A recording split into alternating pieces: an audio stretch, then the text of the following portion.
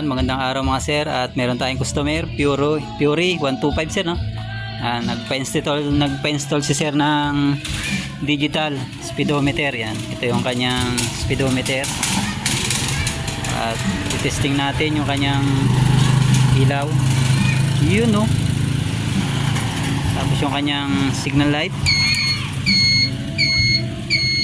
Bila. Tapos headlight, high beam, yun, beam. Tapos yung kanyang gear indicator. Yan, dito sa Fury wala siyang 1, 2, 3, 4, 5 sa stock niya, neutral lang. At nagpalit tayo ng kanyang indicator dito. Yan, yan. Ito yung kanyang stock. Yan, ito yung pinalit natin. Yan, ito yung kanyang stock. Mapapansin nyo yung tanso niya, dalawa lang, pang neutral lang.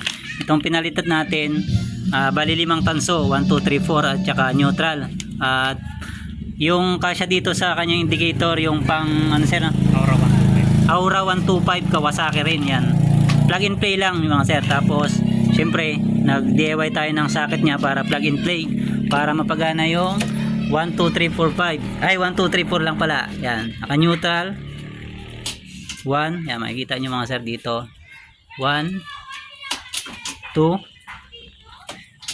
3, 4. Yan mga sir, hanggang 4 lang to eh.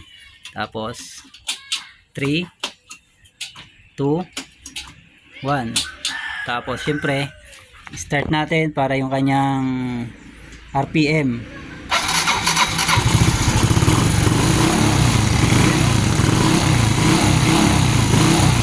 Yun, no?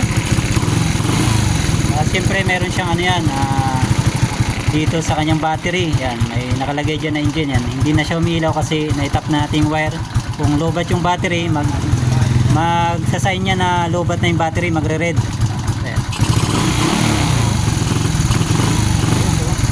Fury 125.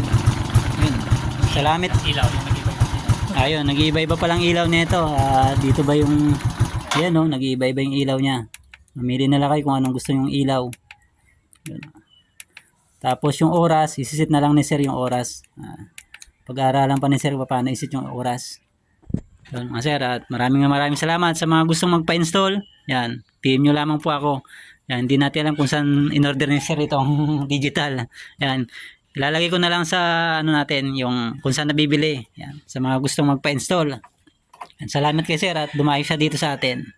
Yun, no? Thank you sir. Tapos nagpa-install na rin pala ng dagdag ilaw si sir. Yan, yung auxiliary light. Yan, dagdag ilaw lang. Tapos yung kanyang speed sensor pala, hindi namin naikabit kasi kailangan pang magbutas dito sa kanyang ano, dito. Kailangan magbutas dito kasi yung kanyang speed sensor. Yan, magbabracket pa dito eh sa kanyang disc brake. Yan, sa next na punta ulit ni sir at wala tayo kasing pang butas lamang mga sir. At thank you.